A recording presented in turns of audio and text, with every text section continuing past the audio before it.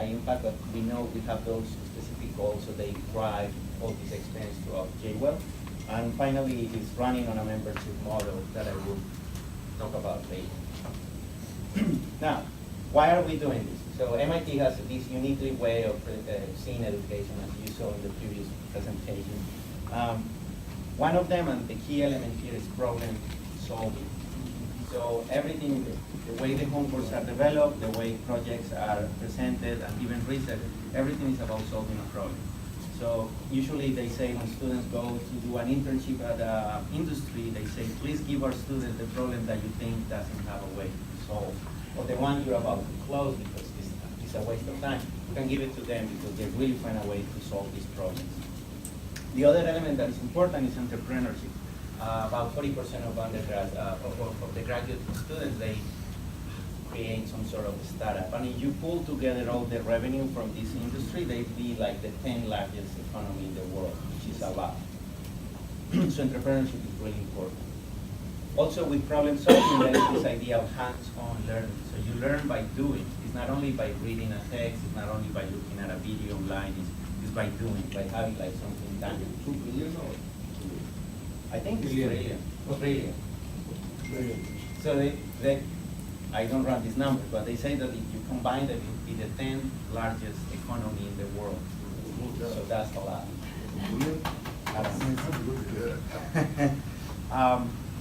And now this element that you were discussing earlier, we incorporated this digital tool. It's not the only approach we have for education, but that's definitely one that helps a lot. And finally is the science of learning. So MIT has a long history of studying neuroscience, and now the idea is that we can use this knowledge to teach better.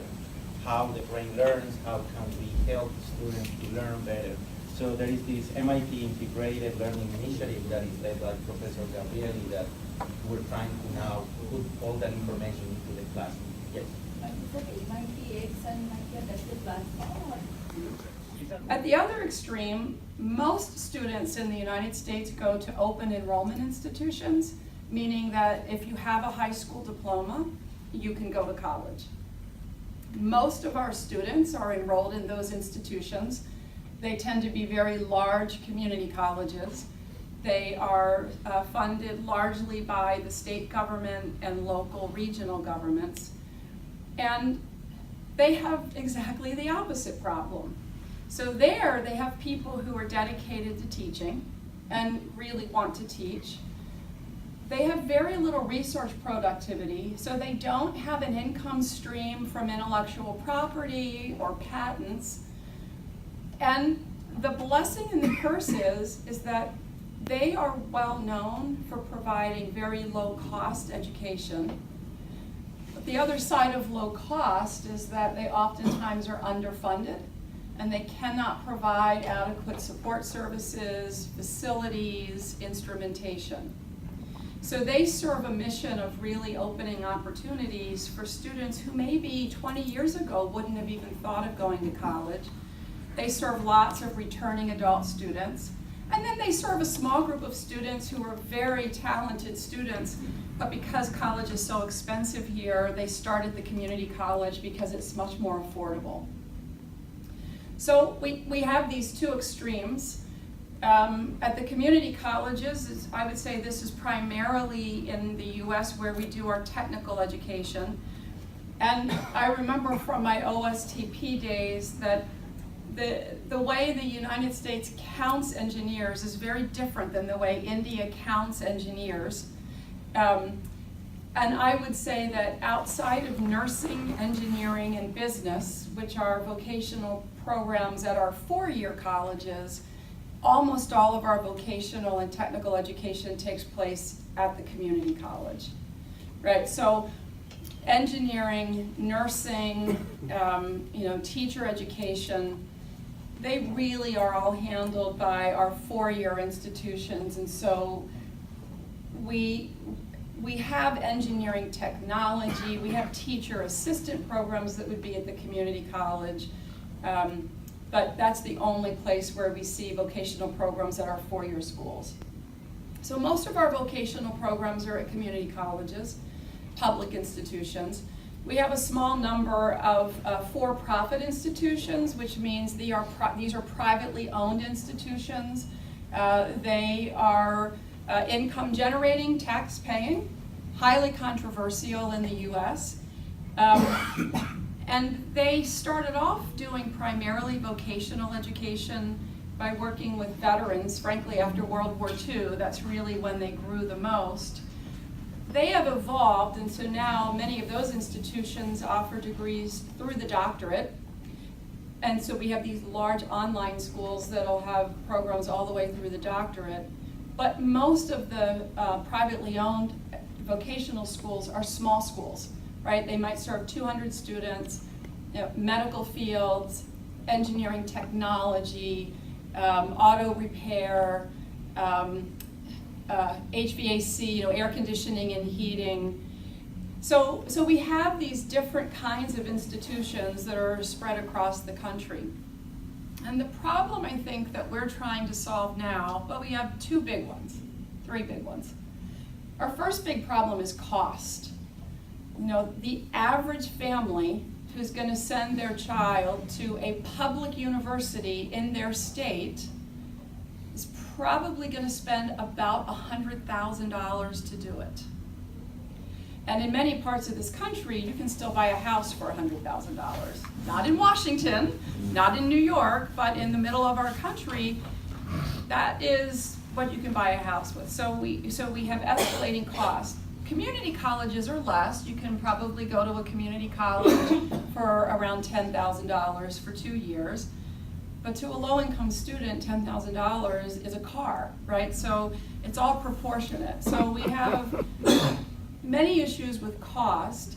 We have all kinds of reasons why our cost is high, but probably one of them is because students demand it. So students are oftentimes picking a college because they like the location, or they like the dormitory, or they like the way the classrooms look.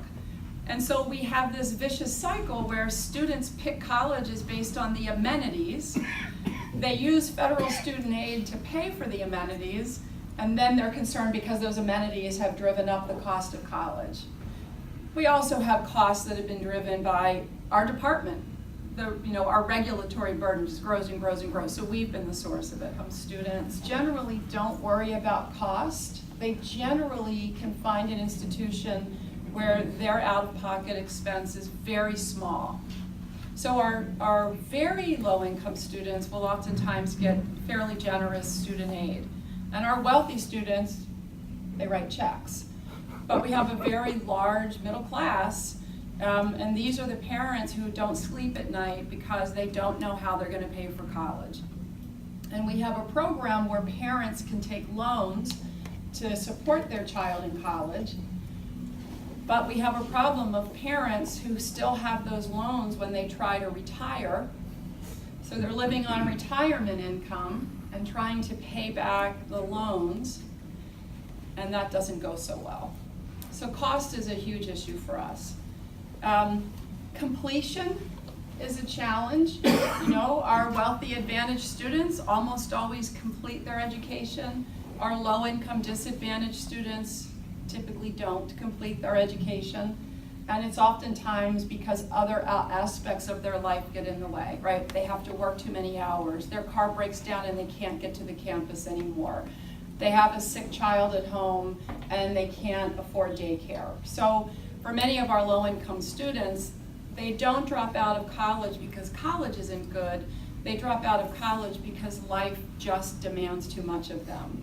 And we haven't yet found a way to provide what we call wraparound services, which is the support system that you need as a single parent, for example, to eliminate many burdens in your life so that you can actually go to school and focus on your work. So we spend time thinking about how do we provide wraparound services and whose job is it to do that. So completion is another one of our challenges. And then I guess our third challenge is, as our colleges have become held more and more accountable for outcomes, So it used to be that we looked at a college and evaluated it based on the inputs, its facilities, its faculty credentials, its libraries. We shifted about 20 years ago to start looking at the outcomes, how many people graduate. The challenge with that is we have many institutions that gamed the system, and the way to have more people graduate is you invent academic programs of very little rigor. So we have a third problem of college graduates, not in engineering and science and nursing, but we have many, many students who are graduating from programs that have very little rigor. And then what do? Now they're in debt. What kind of a job is available to them? So the colleges have been incentivized to make college easier so more people get through, and now we have employers saying, your college graduates aren't ready for work. So I think, those are our big problems. And again, for the students who make it through engineering, who make it through the sciences, who make it through mathematics, who make it through technical courses, they are very well educated and very well prepared. Successfully completed is relatively small.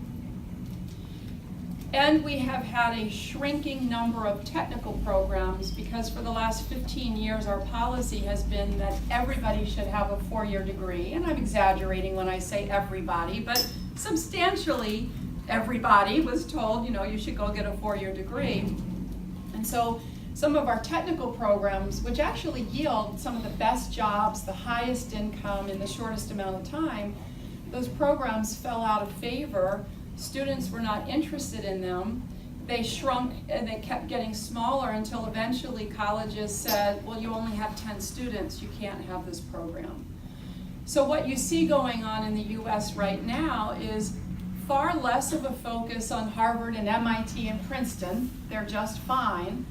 And our focus now is really trying to give new life to our vocational and technical programs so that we can educate people for the jobs that are available, get them into college, knowing that later in their life they may go back and finish a 4-year degree, maybe even with support from their employer, but really getting them focused on a topic of interest to them where they can learn in a hands-on environment and very quickly get to the job market, which is where they need to be, right? They need to have an income.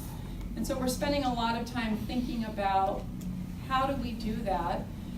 And I would say that our greatest limitation there is not our ability to grow these programs. Our greatest limitation is that there is a negative social stigmatization that is still attached to vocational programs. So, in the US, and in particular for families that have moved to the United States and the parents didn't get to go to college, the American dream is a 4-year degree and an office job.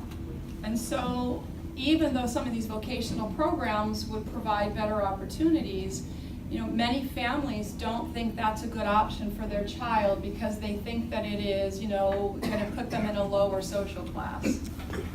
And so I always tell the story that, so my husband has a PhD and my brother-in-law is a plumber. And do you want to know which one of us has a 5-acre horse farm? Because it's not me, right?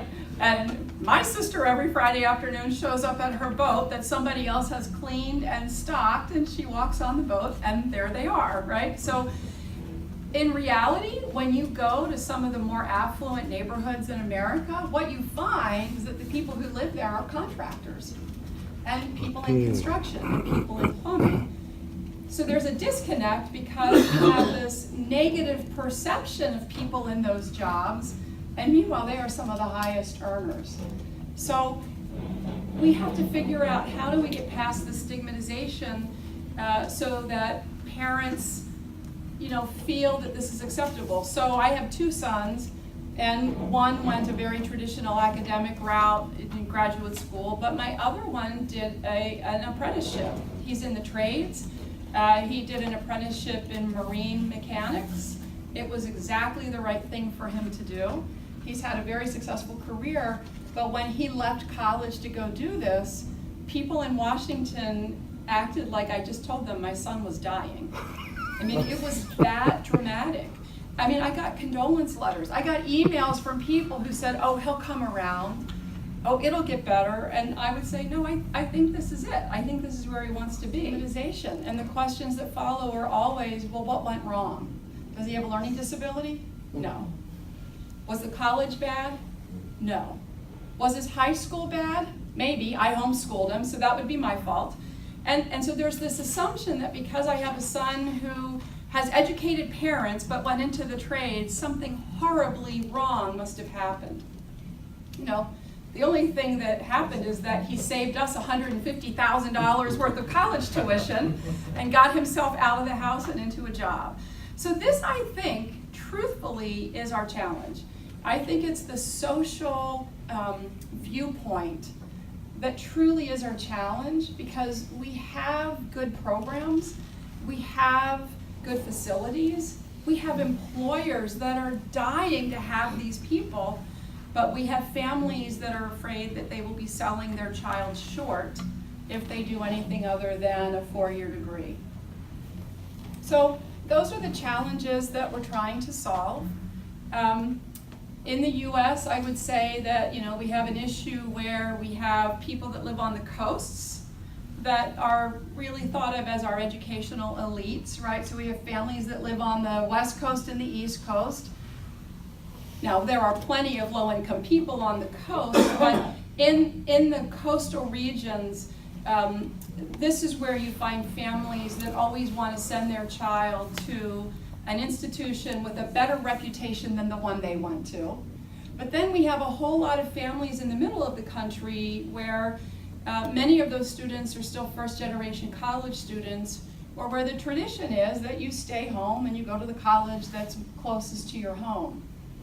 So even within the country, we have very different viewpoints about, you know, what represents a successful outcome for your child. And what's been interesting for me to watch over the years is that where your child goes to college has now become the proxy for whether or not you were a good parent. Right? So when I was going to college back in the dark ages, you know, if your kid went to college, fine. If your kid didn't go to college, fine. And if you went to the public university down the street, good for you. And now there is this sort of other layer of, if your child gets into Harvard, you must have been a really good parent. And if your child is at the community college, well, you probably could have done something better. And that's not an accurate perception, but it is a perception that, you know, we're challenged by. So we think we have a phenomenal higher education system. We think that the beauty of our system is that it's hugely diverse. We have institutions of all kinds. We have liberal arts colleges, we have religious colleges, we have research universities, we have technical colleges. There truly is something for everybody. So we think that's a strength.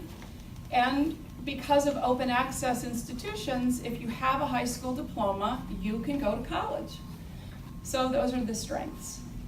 So yes, questions? You were mentioning 50 years ago the shift from the private labs to the research institutions. Mm-hmm. How did the transition take place? So I think, and so there were a couple of things that happened. I mean, maybe it really goes back to the post-World War II era. So it sort of started in the so during World War II, it was a combination of academic scientists and government scientists that built the bomb. And that really changed the future of how research was done in the country. So kind of it started in World War II, but then I would say, you know, in the 60s and 70s, when higher education was seen as the equalizer, right? This is how we were going to have equality in our country. Lots of funding shifted towards colleges and universities. Once we had funding at colleges and universities, they created advocacy groups. How did that? How did the funding shift? Yes. So when Did the government have a role to play in that shift? the government had a huge role. So this building is named after President Lyndon Baines Johnson. So if you go back to 1965, we were in, the United States was a place where there was unequal treatment of men and women. There was unequal treatment of people of different races. African American students, although by law were allowed to go to college, they did not have many opportunities. Low-income students really didn't have opportunity to go to college. And what happened in 1965 is we passed the Higher Education Act, which created our federal financial aid program. And once lower-income students now had access to money, there was an interest among more institutions to compete for those students. And so there was an infusion of money that was very significant and sizable. And by the way, fast forward 53 years, and we have a $1.5 trillion student loan debt outstanding. So the Department of Education is the largest bank in the United States of America if you look at our portfolio of loans. So the good is more people got to go to college. The bad is $1.5 trillion of debt, and how do we manage it? So I think that was part of the shift. I think the other thing that happened is we had the Sputnik, right? So we had Sputnik, right? So Kennedy's president, the Russians sent a satellite up. We're not going to be beaten by the Russians, and therefore we invest in the space program. We invest a lot of money so that we can be the first on the moon. And in the process of doing that, we learned that academic institutions are actually pretty good at research. We need them to produce engineers, and we got to the moon first, and that really launched a shift in thinking. Then, just before that, I think it was in 1958, the National Science Foundation was created, and its reason for being was to provide support for basic research, and they make grants to colleges and universities. So those three things really are what happened to shift. But right now, most of the basic research is done by colleges and universities with government funding. Other questions? Yes? Ultimately, where are we heading to? Where are we heading to? Even your country, even my country, the same. Same Oh, you're headed in the we are same on the place. same track. Now, do your students take loans to go to It has college? started now. The process has started. In the process of development, we are 30 to 40 years behind your country. So, and at the time I said, well, here's the good part. Here's the good part about where you're heading. Education is a good thing, and the more that people can participate in education, the more your country will benefit, and everybody will benefit from it. But what I warned them about is what I'll warn you about, which is that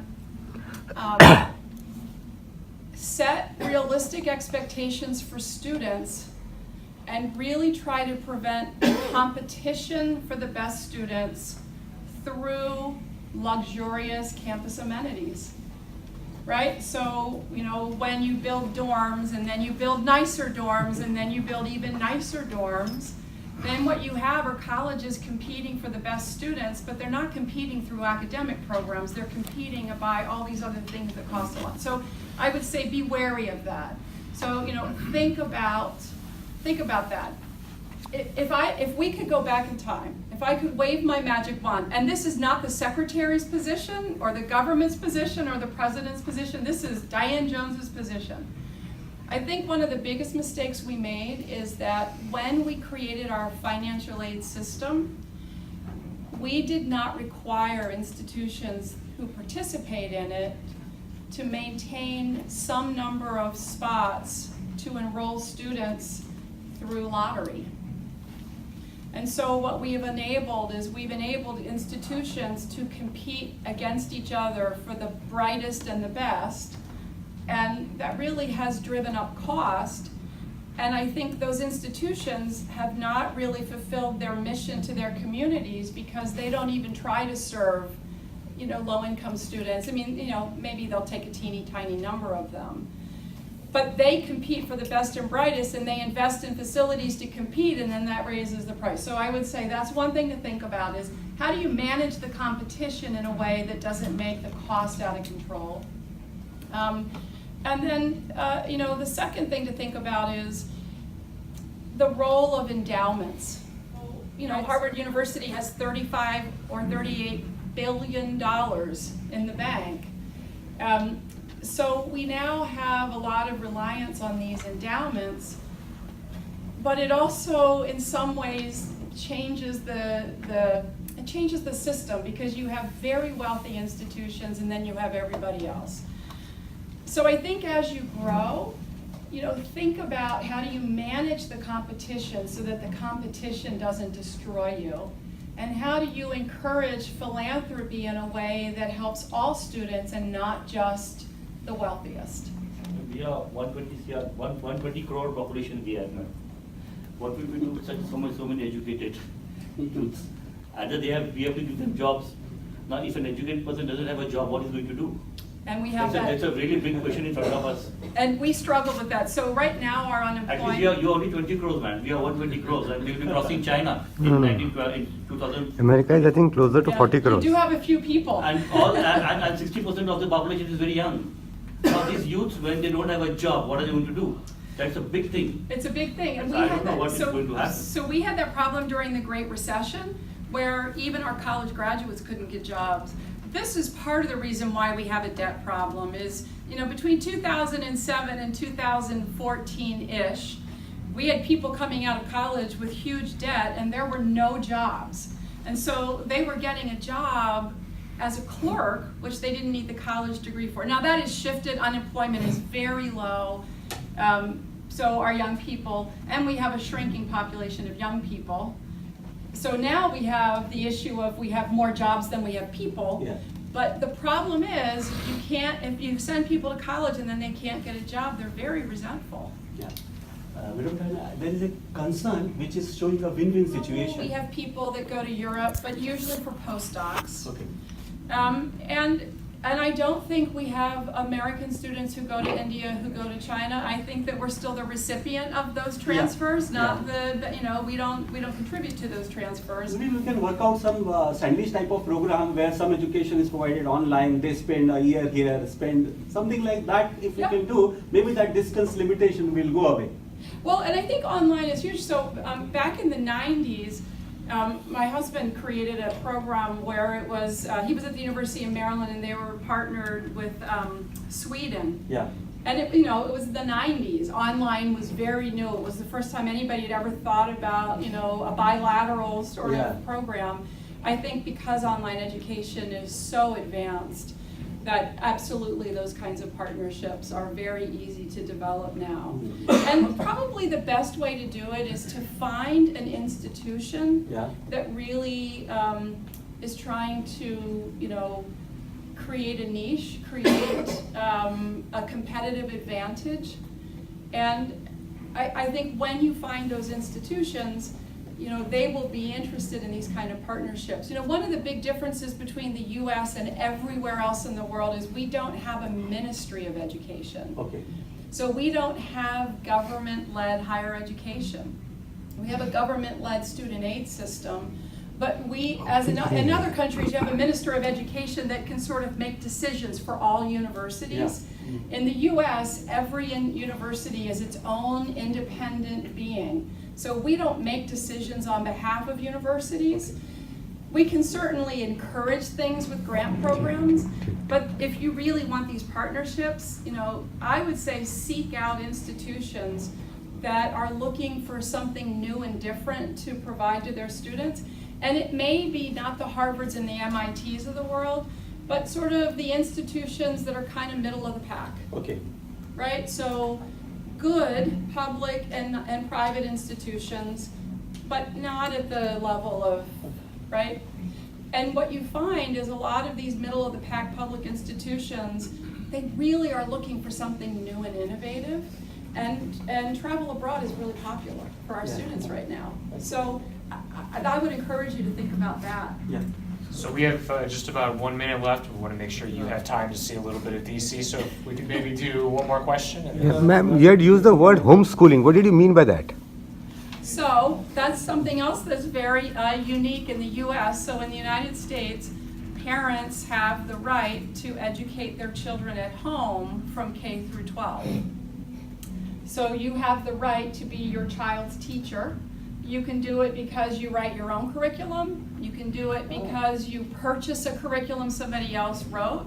You can do it because now there are online schools. In my case, I wrote the curriculum. I had to have it approved by my state. And so my husband and I and his father-in-law, who was a retired university president, English professor, and we homeschooled our kids for high school. So that is also something that's very American. In fact, in some places in Europe, it's illegal to do it. But in the United States, parents have the opportunity to educate their kids at home. So they didn't go to school altogether? They did go to school for a couple of years in middle school. Yeah, who approves it, madam? The state You government. said government will not have any control over, there So will at be the no sta- ministry. So at the federal level, the federal government really has no say. Okay. But then, we have all the states, Okay, state government. will- and the state So government has every to university approve. function under the state government, even the public institutions. So it'd be separate from higher ed. So you can't do that for higher education, you can only do that K through 12. But the local education agency approves it, and then you can. But they don't have to pass any class 10 exam or 12 exam. No, if they want to go to college, the colleges have entrance exams that they'll require them to take. In India also, there's a lot of things certified. picked up. NIOS NIOS is NIOS is there, Yes, but you that have is the exam. homeschooling now too? Yep, okay, one last question? I mean, there are many possibilities we would like to explore, but is there any, list of the, or is there any mechanism available through which we can interact in future? Maybe a forum or maybe some government company or private company who will help Indian institutions to work in association with the US institutions. So if some mechanism is available, So we do have a Fulbright Hayes Fellowship Program here in the US, and actually we had a group of teachers that went to India this summer. Actually, I think the program got moved to next year, but so we do have little programs where we support exchanges through Fulbright Hayes. But in terms of an organization, I would go to one of the higher ed professional groups. So there's an organization called the Association of Public Land Grant Universities. And you can send us an email and we'll send it to you. They represent all public universities. They are usually very interested in looking for innovative things for their members, and you would capture all of the public universities for your schools. Association of Public Of public land grant, Land colleges and universities.